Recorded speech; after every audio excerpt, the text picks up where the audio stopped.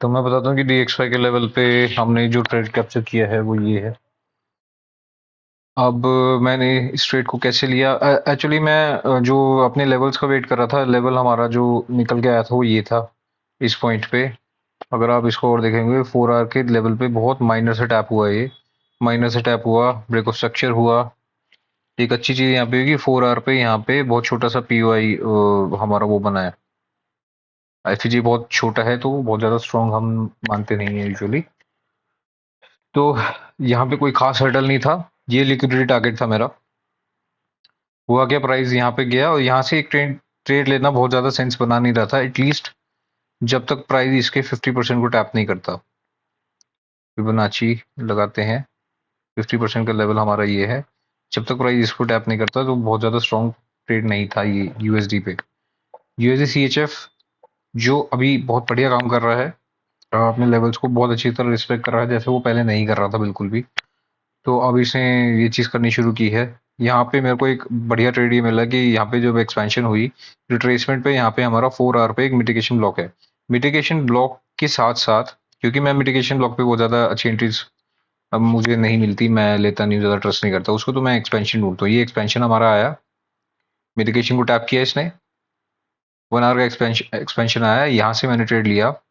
और यहाँ तक ये जो हर्डल है हमारा, ये लिक्विडिटी टारगेट था, मतलब ये तो लिया ही जा चुका था कल भी। यहाँ तक का मैं श्योर था। अब ये जो कैंडल बनी है ये इंटायरली न्यूज बेस्ड है। कैसे? क्योंकि ट्रम्प का अभी 3 घंटे पहले एक स्टेटमेंट है,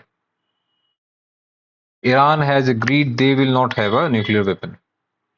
ट्रम्प ने ये स्टेटमेंट दी है, इस वजह से DXY पे इतना स्ट्रॉन्ग पुश है।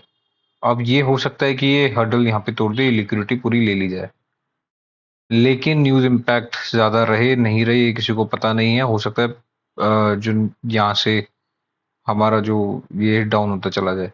DXY पे अगर मैं बोलूँ तो एंट्री यहाँ पे मेरे को कुछ खास, मतलब यहाँ पे होती तो समझ आती है एंट्री, जब ये थी तो मेरे को कुछ बहुत ज्यादा एंट्री समझ नहीं आई, लेकिन USD CHF पे को देख के ऐसा श्योर मैं हो गया था कि DXY अब जाएगा तो यहीं से ऊपर जाएगा। अगर ये नीचे आया भी तो भी USD CHF इसको अपने ब्रेक ऑफ स्ट्रक्चर पे यहाँ पे रोक लेगा। मतलब बेसिकली ये मेरा जो की पॉइंट बना, मुझे DXY के USD CHF के इस लेवल पे विश्वास हो गया पूरी तरह।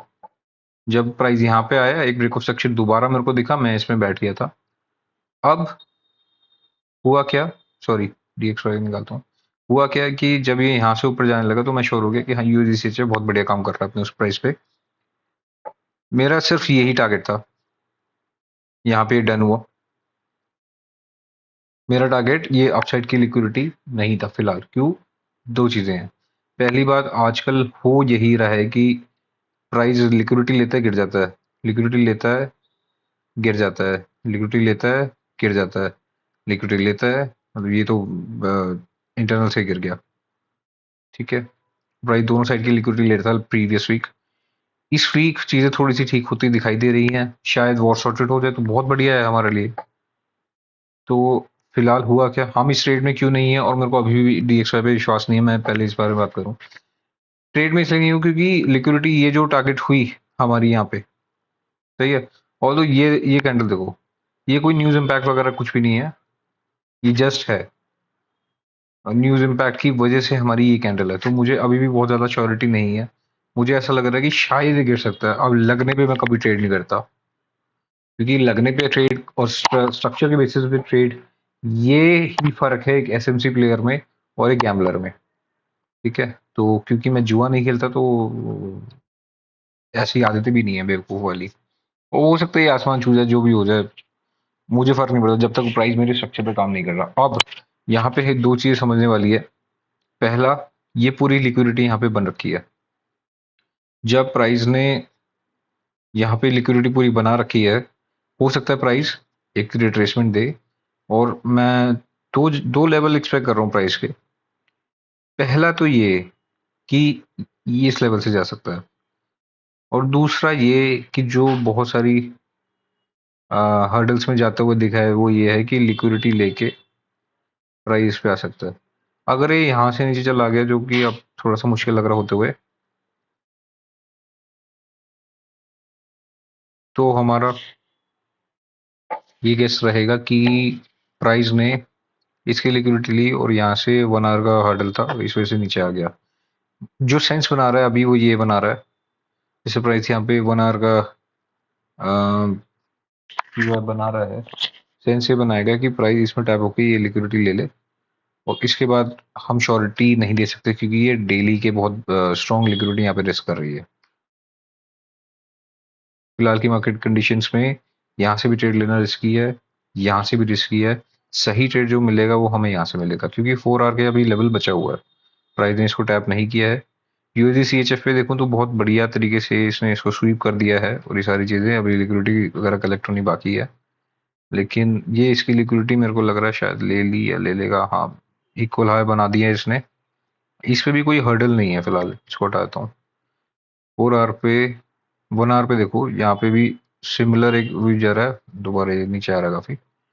यहाँ पे कोई हर्डल नहीं है, सिर्फ ये हर्डल है इस पोजीशन पे, आर्ली का हर्डल ये है। इसके अलावा प्राइस के पास अभी कुछ भी नहीं है टैप करके। अगर ये प्राइस यहाँ पे लिक्विडिटी लेके यहाँ पे आ गया तो कोई हैरानी वाली बात नहीं है। दूसरा, यहाँ पे ट्रेड लेना रिस्की है, जो आपको सही ट्रेड मिलेगा। नहीं, सॉरी सॉरी सॉरी, ये देखो 4 आवर का पीओआई बन गया यहाँ पे। अब हम वेट करेंगे प्राइस का यहाँ पे टैप होने का। अब वो कहाँ से होता है वो नहीं पता, लेकिन अभी यहाँ पे 4 आवर और 1 आवर का दो अच्छे, एक स्ट्रॉन्ग पीओआई यहाँ पे हमें मिल चुका है। मैं वेट करूंगा प्राइस को यहाँ पे टैप होने का। जब ये टैप करेगा यहाँ पे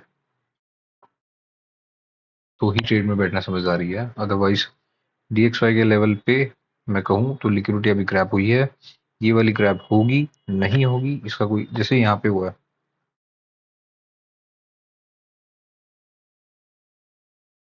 खैर इसने हाईएस्ट लिक्विडिटी ली है उसके बाद नीचे गया है। ये देखो यहाँ पे जैसे इंटरनली लिक्विडिटी यहाँ पे कुछ रेस्ट कर रहा होगा, इंटरनल पीओआई भी नहीं है, यहाँ पे कुछ भी नहीं है, लिक्विडिटी वगैरह लेके सीधा नीचे चला गया। तो अभी एज अ स्विंग ट्रेडर इसमें बैठना बड़ा मुश्किल या रिस्की है, क्योंकि लिक्विडिटी अभी स्वीप हुई है, ये एक इंपॉर्टेंट लिक्विडिटी थी। अब ये डाउन साइड के लिए कहाँ से जाता है वो पता नहीं, एक रिट्रेसमेंट का वेट कर रहा हूँ मैं, और रिट्रेसमेंट कहाँ तक का वेट कर रहा हूँ मैं बता देता हूँ। इसका वेट नहीं कर रहे हैं हम, इसका वेट कर रहे हैं। यहाँ पर प्राइस आके टैप करके ऊपर जा सकता है क्योंकि 1 आवर का पीओआई है, लेकिन ज्यादा स्ट्रॉन्ग पीओआई ये है। मैं पर्सनली वेट कर रहा हूँ इसका, इस लेवल को टैप होने का। जैसे ही इस लेवल को टैप होगा तो मैं एक पोजीशन अपनी यहाँ से ले लूंगा, लेकिन फिलहाल ये प्योरली न्यूज बेस्ड है, ये याद रखना। अब जब ऐसी इतनी बड़ी न्यूज आई है तो ये कैंडल उस हिसाब से इतनी स्ट्रांग है नहीं, क्या पता ये और बुलिश मूव देके ऊपर चली जाए, लेकिन ये भी हो सकता है ये नीचे आ जाए। तो as a swing trader last line of defence हमारा ये है, मैं इसका वेट करूंगा। और यूएसडी सीएचएफ पे लास्ट लाइन ऑफ डिफेंस हमारा ये है, मैं इसका वेट करूंगा टैप होने का। बियॉन्ड दैट अभी मैं ट्रेड नहीं करूंगा क्योंकि अभी कुछ भी कंफर्म नहीं है। तो पेशेंस रखो, प्राइस को सही लेवल पे आने दो, उसके बाद आप प्लीज एक ट्रेड बनाना और अच्छा ट्रेड बनाना।